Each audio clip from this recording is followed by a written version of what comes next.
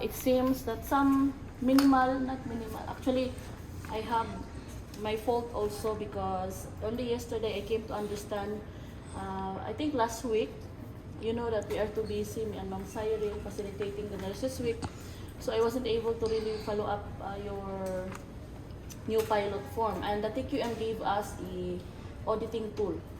So anyway, I will explain further. So I have here your collection of your, what do you call this? The one you answered. Modified Forms, glamour huh? gun. The braden pedia. We are talking about braden pedia. So first, most of you answered 15 here. So remember, you will only answer 15 if you have medical device. So here, EP tube, nasal, cannula, CPAP, I don't know what is HHF, PBF, TCM, saturation probe, if it's attached all the time. So I don't think you have this one, correct? IB and then IV plus Okay. IV. Sorry, so you have to take it also, huh? IB and then probe. Okay. Autoscope. So here there is a score of 0, then 10. I don't know what happened, but at the beginning 0, and then later on it was 10. So maybe there is a change in patient condition. That's why you score it 10. Then, anyway, so far it's okay here, but no answer on the care plan, met, unmet, or partially met. Here, in this area, huh? The care plan, you stop here and somebody answered, but no, nothing here. Remember, if your patient is at risk, these are your care plan. What you are going to do?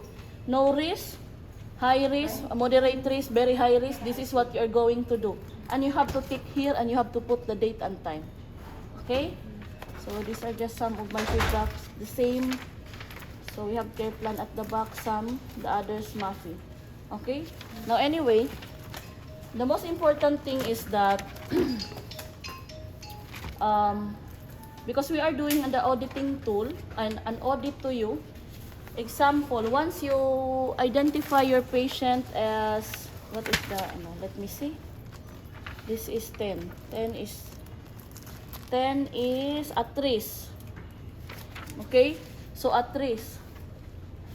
Here it's stated here, inspect the skin at least twice a day or relieve pressure by repositioning every 4 hours. So at least twice a day. According to Miss Christine, you have to do your skin reassessment.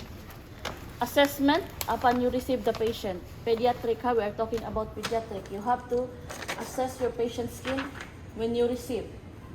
Okay? Now, in 12-hour shift, in your shift, the reassessment should be at least minimum 3 times. So what does it mean? If I receive my patient now, pediatric, I will do my assessment in the zeros, correct? After that, the charge nurse, Sira, I'm explaining to you. The charge nurse will check the patient's skin, pediatric. After that, prior to the end of your shift or afternoon care, you have to check again the skin of the patient. So ma'am, only I check, of course you need to document. So every time you check, you have to document it in your zero system. Anyway, the integumentary is together with your neuro, you have to cross-tab it. That is if the patient is at risk. Now, if your patient is very high risk, so 6 times per shift. 6 times per shift. So let's just say 8 a.m. you assess, then at 10 a.m. you check again the skin. At 12 noon, the charge nurse will check the skin. At 2, 4, and 6, you will check again the skin. And you will document there in the zeros.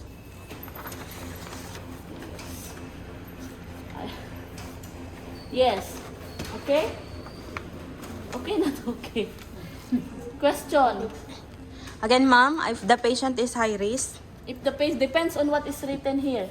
What is the score? Okay, because if at risk, twice a day. So if it's twice a day, one for the, one for, not morning and evening. 2 per shift. you cannot say evening because the incoming, she will also do the assessment. So at least like 2 o'clock. 2 o'clock. Upon you receive the patient and then 2 p.m. or 2 a.m. Because the next shift, when they come for duty again, 8 o'clock, they will assess the patient. Because if you assess from the beginning and the end of your shift, There will be only 30 minutes or 1 hour interval between the two of you, incoming and outgoing. Okay? You understand? You understand? Because for the first, anyway, this is still per pilot. Whatever our output, we will give our output to them. Is it feasible or not? But what I'm asking you to do is to do it please for now. Okay? Anyway, me and Ma'am Cyril, We have a fight yesterday. we have a fight. We have a discussion, me and Christine actually, our voice are very loud in the nursing office because really I'm trying to explain to them your situation here, that it's not feasible. Yes, I have 3 pedia. It's just I have 3 pedia, but I have 5 adults. Okay, with me. So anyway, they told me, okay. Anyway, this is for pilot, guys. So I don't want you to not do it just because this is for pilot. Your record will still be appearing here. So I want you to do your best to comply with the requirements. Okay? Other than that, pediatric, with or without pressure ulcer, the wound care nurse have to make rounds every single day and document in the progress notes. So while Miss Iman is not around, I will be the one. So inshallah. Okay? Alright, so let's help each other. Remind me also because until Tuesday, our PCT will be finished, but I doubt that we will be pulled out. So, because of the understaffing of the hospital, so I don't think so that I can make rounds also. So, champion, please help me with this one. You will just only check if there is no skin injury. You can write in the progress notes. Who is our current champion here, Ma'am Sai? Shilpa now. Shilpa and Ani. Shilpa and Ani. So you will just write in the progress note, no skin injury noted. On this day, at least daily, we have documentation that there is no skin injury. Alright?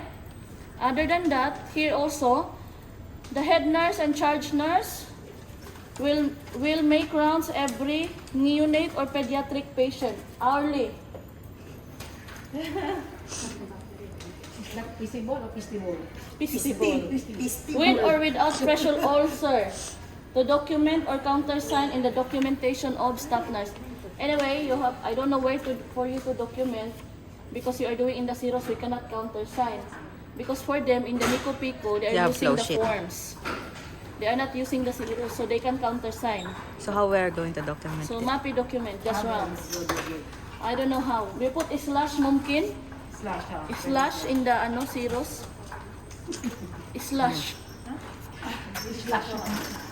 Don't ask me. I'm confused. Anyway, confusion? Clear, Lene? No question? Nibia? Violent reaction? Don't be confused, ha? For pedia and then adult. This is for pedia. Pedia only. For pedia only you will do. Yesterday, so far, you have 2. Still 2 now? Wala 3 na? So starting today, inshallah, this 3 pedia, we will see, what do you call this? 3 reassessment of skin, huh? At the back of the, what is this?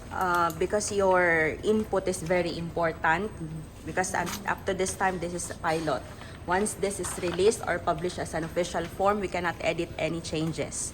So if you have any corrections, you want any suggestion, you can use at the back of the allocation book. At the back, you can write. So by the time they will ask for our inputs, then I will just gather that. What is this information from So you? make sure, Okay? so make sure this is your chance to verbalize your feelings to the logbook. Okay? Okay? Right there. Right you there think- in the allocation book at the back. You think it's a joke, but I'm telling you, this is your chance to verbalize your feelings in the logbook. Right there, like not Because- visible. Because once the form is released, whatever the requirement is, you have to practice it. Or else you will be non-compliant. And again, nowadays, regarding the tourniquet, 2 days salary deduction plus final warning letter. And if you have multiple final warning letter, termination. So we all came here for work and we all came here for money. So no one wants to be terminated. It will be bad record also. Okay? Clear? Ladies, bana? You will do the documentation, we have the audit, and then IHAB will countersign this. Yep. Okay?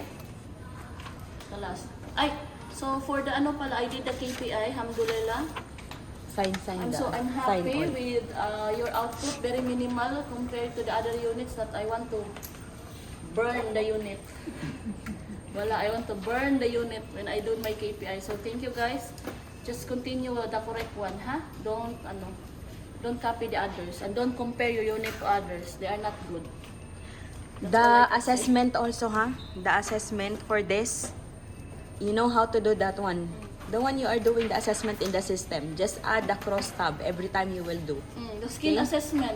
The integumentary, Skin normal, ha? jaundice kida. The integumentary. That's the skin assessment, ha? So charge nurse. Okay, charge nurse. Inshallah. Thank you. Bye-bye. So we will make rounds. Inshallah.